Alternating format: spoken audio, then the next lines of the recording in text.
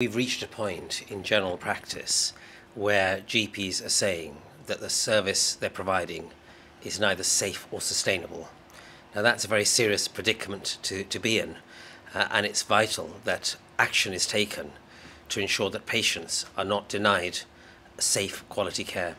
9 in 10 GPs say that workload pressures are preventing them from providing safe quality care for patients. And so this conference comes at a time when the current state of general practice is not tenable.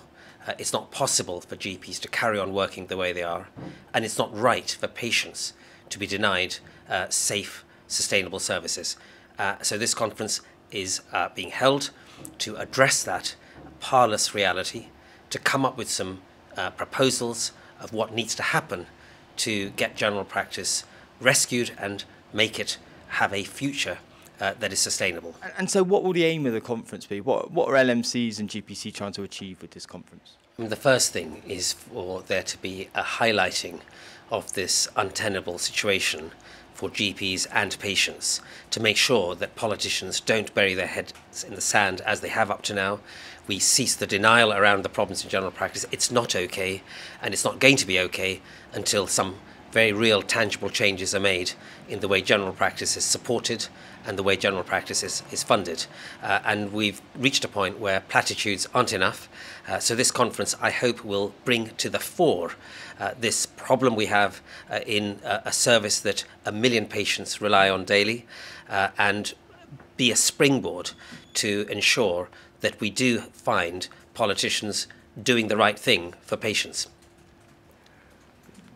How much confidence do you have that whatever solutions are proposed by the conference, can politicians will this time sit up and take notice? I think the tragic reality is that if politicians don't take notice, they're going to see the unfolding of a catastrophic spreading of general practice collapsing up and down the country. This isn't scaremongering. We're seeing practices that have been rated outstanding, 11,000 list-size practices, now handing the keys back. We've got a government survey just a few months ago exceeding our own survey, saying that nearly 4 in 10 GPs are going to quit because of workload pressures in the next 5 years. We're seeing increasing numbers of doctors ceasing to be partners, many working part-time. So this reality of the pressures is only too real, and it's just going to get worse. We're seeing the tip of a much bigger iceberg. So if politicians really want to be in denial, they will find it very difficult to, I believe, show the public that they are electable, that they have the ability to run the NHS, because the entire NHS will depend upon having this infrastructure of general practice.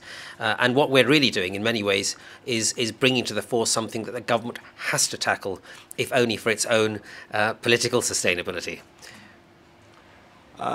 The government have made some noises that there's going to be an announcement on primary care policy, talking about rolling out 7-day services further, some talk about new investment to support that, and some other measures around reducing bureaucracy, etc.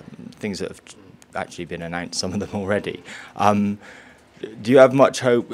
Do you have many expectations about that announcement coming within weeks, that might be something that can be what the profession's waiting for? You know, I never have expectations of political announcements. All too often there are announcements rebadging previous commitments. But I think what is important this time is that the politics need to be taken away, and we need to recognise we're talking about something very serious.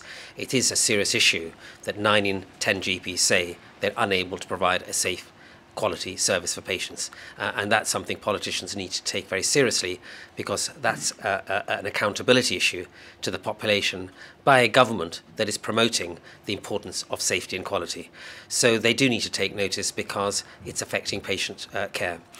I also think that it's important that now we need to go beyond the ideas that are around short-term sticking plaster solutions. This isn't about a few million here and there to plug a hole for the next few months.